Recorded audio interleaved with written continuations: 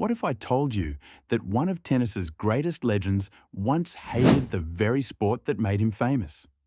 Picture this: a global superstar, ranked number one in the world, secretly despising every moment on the court while battling a crystal meth addiction that nearly destroyed everything he'd built.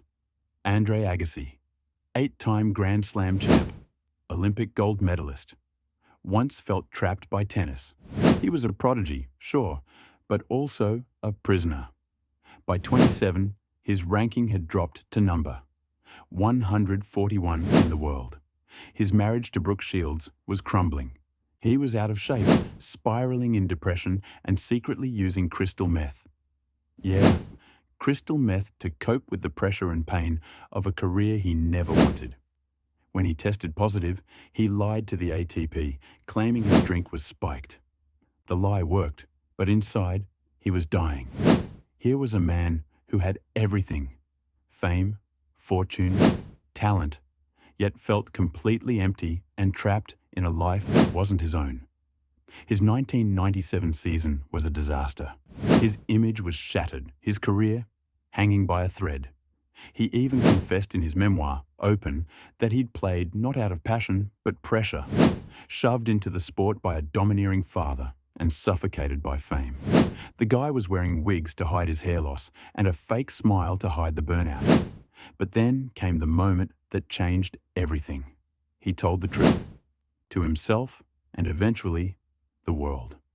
Agassi stopped pretending. He realized he had a choice: continue the charade and watch his life spiral into complete destruction, or find a way to fall in love with tennis on his own terms. The catalyst? Meeting Steffi Graf and discovering what it meant to play for something bigger than himself. He also began working with coach Brad Gilbert, who helped him understand that he didn't need to be perfect. He just needed to be strategic and authentic.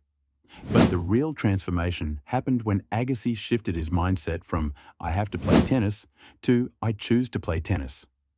He started the Andre Agassi Foundation, focusing on education for underprivileged children. Suddenly, every match had meaning beyond just winning or losing. What followed was one of sport's most remarkable comebacks. From ranking 141st, Agassi clawed his way back to number one. He won 5 more Grand Slam titles after age 29, including the French Open in 1999, a tournament that had haunted him for years. He became the oldest man to ever reach number one at age 33. More importantly, he found peace with himself. He married Steffi Graf, built a loving family, and created lasting change through his foundation, the Andre Agassi Foundation for Education, which has raised over $180 million to give kids opportunities he never had, which has helped transform education in Las Vegas. The man who once hated tennis became one of its most beloved ambassadors. Agassi's story teaches us that sometimes our greatest failures aren't about losing. They're about living a life that isn't authentically ours. His real victory wasn't winning tournaments. It was learning to play the game of life on his own terms while serving something greater than himself. From a man lost in the shadows of success to one who redefined it on his own terms. Agassi's story isn't just about tennis. It's about redemption. As Mr. Ambit would say, "You failed when you stop."